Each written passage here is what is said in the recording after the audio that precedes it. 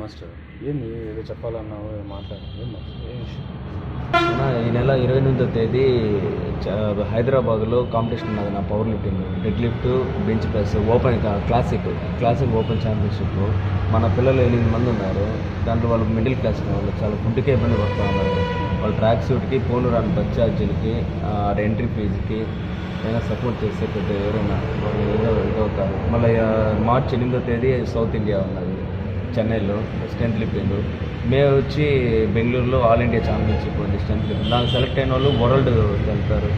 World వచ్చి పాకిస్తాన్లో ఉంది అన్నారు. అది ఏమనేది ఇంకా దాన్ని సెటిల్ రాలేదు. ఇప్పుడు పిల్లలు చాలా ఇబ్బంది పడతానన్న వాళ్ళకి ఫుడ్కే ఇబ్బందిగా ఉంది. ఫోన్ రానికి మాస్టర్ ఎట్లా మాస్టర్ అంటున్నారు. ప్రాక్టీస్ అయితే చేస్తున్నారు.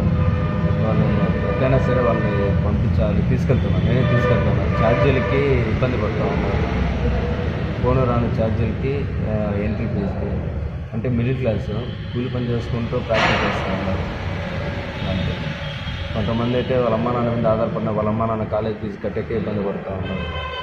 బయట నుంచి వచ్చిన వాళ్ళు హాస్టల్లో అది వాళ్ళకి ఏదైనా గెలిస్తే ఏదైనా ఇది అవుతుంది అనేసి ఇండియాకి మెడల్ అన్నా వస్తుంది వరల్డ్ సెలెక్ట్ అయితే. కానీ సెలెక్ట్ అవుతారు. ఇప్పుడు చేపిస్తూ ఉన్నాను. ఇంకా వాళ్ళు ఇప్పుడే స్టార్ట్ చేస్తూ ఉన్నారు. ఈ నెల 28వ తేదీ దానికి పోయేసి వస్తే వాళ్ళకి అవగాహన వస్తుంది. మళ్ళీ రేపు నెల 8వ తేదీ చెన్నై. కాదు, ఇంత హార్డ్ వర్క్ చేసి ఇవన్నీ చేస్తున్నారు సరే, వాళ్ళు ఫుడ్ విషయంలో కూడా అంత కేర్ అవన్నీ తినకుండా ఉన్నారా లేకపోతే ఎట్ట చేస్తున్నావు వాళ్ళ విషయం? ఫుడ్ విషయంలో అయితే నేనైతే వెజిటేబుల్ ఎక్కువ తీస్తున్నాను. తక్కువ రేట్ అయితే ఇంకా వెజిటేబుల్ సరిపోదు. ప్రోటీన్స్ అయితే ఏం సప్లై ఏం లేదు. ఎగ్స్ అవి కూడా ఇబ్బంది పడుతూ ఉన్నారు. వీలైతే అప్పుడప్పుడు ఏం చేస్తున్నాం అంటే కోడి చర్మాలు తినాల్సి వస్తుంది. కోడి చర్మాల 10 రూపాయలు ఇస్తే వేస్ట్ మటన్ ఇస్తారు. అంటే కోడి మెడలు, రెక్కలు కానీ ఇస్తారు కదా, దాన్ని కడిగేసి బాగా ఉడకపెట్టేసి తిని చేపిస్తారు. అంటే అది చాలా డేంజర్ అది. కానీ ప్రజెంట్ అది వెయిట్ రావడం కోసం అనేసి, అంటే డబ్బులుంటే మంచి చికెన్ కేజీ తీసుకుంటారు, డబ్బులు లేనప్పుడు అడ్జస్ట్మెంట్ అనమాట, బ్యాలెన్స్ చేస్తారు. దాని తగ్గట్లు ఇంకా బీట్రూట్, క్యారెట్, బీన్స్, చిక్కుడుకాయ ఇలాంటివి, ఇంకా మొలకెత్తిన గింజలు, పెసలు, అంటే నేచురల్ ఫుడ్తోనే లాగిస్తున్న వాళ్ళు అంత పెట్టుకోలేరు. నేను కూడా ఇచ్చే స్థితిలో నాకు కూడా లేదు. నేనైతే అంటే ఫ్రీగా చేపిస్తాను. దానికి కూడా ఈ రెంట్కి చూస్తున్నారు కదా, నాకు ఇంత ఇబ్బందిగా ఉంది. పిల్లలకి వాళ్ళకి కన్నా కొంచెం ఎవరైనా సరే ఒక 3 months ఫుడ్కి ఇది చేసి ఇచ్చేసినారంటే ఖచ్చితంగా సక్సెస్ అవుతారు. ఎత్తుతున్నారు పిల్లలు. కాబట్టి చూడండి, ప్రాక్టీస్ చేసేటప్పుడు చూస్తున్నారు. నేను చూస్తాను. నేను రెడీ అవుతున్నాను. నాది ఒలింపిక్స్ మిస్ అయింది. ఒలింపిక్స్ పోవాలని టార్గెట్ పెట్టినారు. 20 ఏళ్ళు, 12 ఏళ్ళు, 14 ఏళ్ళు కష్టపడ్డాను అన్న వెయిట్ లిఫ్టింగ్.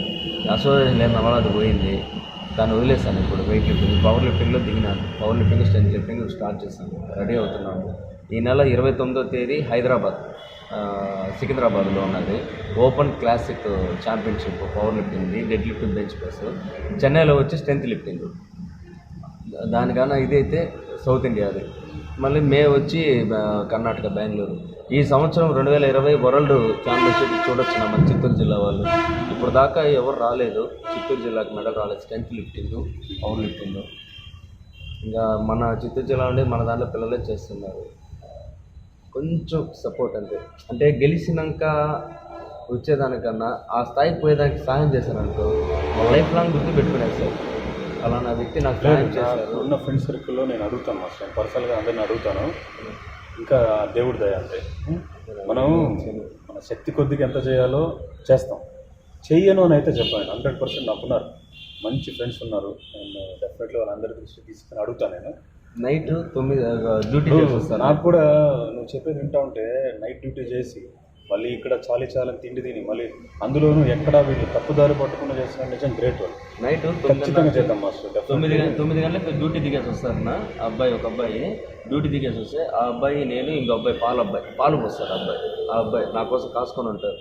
నైట్ 9:30 నుంచి 12 వరకు ప్రాక్టీస్ చేస్తాను. నైట్ మళ్ళీ తెల్లారితో 5కే వచ్చి 7 వరకు చేసుకొని మళ్ళీ ఉద్యోగానికి వెళ్తారు. ఫుడ్ నవ్వులు, నువ్వులతో చేస్తాను కదా గుంట్లో, అవి అంటే వాళ్ళు తగ్గట్లుగా దానికి తగ్గట్లు ఇస్తున్నా సరిపోదు వాళ్ళకి. కాకపోతే వాళ్ళ మైండ్ సెట్ ఎలా పెడతారంటే కోడి చర్మాలు ఇవన్నీ ఉడకబెట్టుకొని వేస్ట్. అది ఫ్యాట్ కదా అవంతా. నీకు ఫ్యాటేనా? కానీ నేను హెవీగా ప్రాక్టీస్ చేస్తున్నాను. అంటే ఇప్పుడు ఏంటంటే మనము తింటే చాలా డేంజర్ అది. కూర్చొని ఉండిపోయాడు తిన్నాడు అనుకో డేంజర్. ఇప్పుడు మనం కష్టపెడుతున్నాం, కరిగిచ్చేస్తున్నాం, నాకు అది కావాలి. Fine fine. ఎందుకంటే ఇప్పుడు నేను ఆ వెయిట్ ఎత్తాలి, తప్పదు. చెప్తా ఉంటేనే కడుపు కాలుతాను మాస్టర్. కాకపోతే ఏమంటే వాళ్ళు వెయిట్ చేస్తున్నారు కదన్నా, వాళ్ళ మైండ్ సెట్ ఎలా పెడుతున్నారంటే వాళ్ళు అలిసిపోతున్నారు. ఎంత బాధ అవుతుంటే మా అమ్మ కూడా చూసేటప్పుడు కూడా బాధపడి నువ్వుల ఒంట్లో పంపిస్తుంది మా అమ్మ వాళ్ళకి పిల్లకాయలకి. అది వెయిట్ ఎత్తుతున్నారు కదా, వాళ్ళ మైండ్ సెట్ ఎలా పెడుతున్నా అంటే రే గాలి పీల్చుకొని మనం బతుకుతున్నాం. మీ మైండ్ సెట్ కూడా అంతే. ఎక్కడ పోయినా ఎడార్లో పోయినా బతకాలి, హిమాలయాలకు పోయినా మంచులో ఉన్నా బతకాలి, ఇక్కడున్నా బతకాలి. ఇప్పుడు రైతు ఎట్లా పొలంలో కష్టపడతాడో, కష్టపడితే ఆ పంట వస్తుందో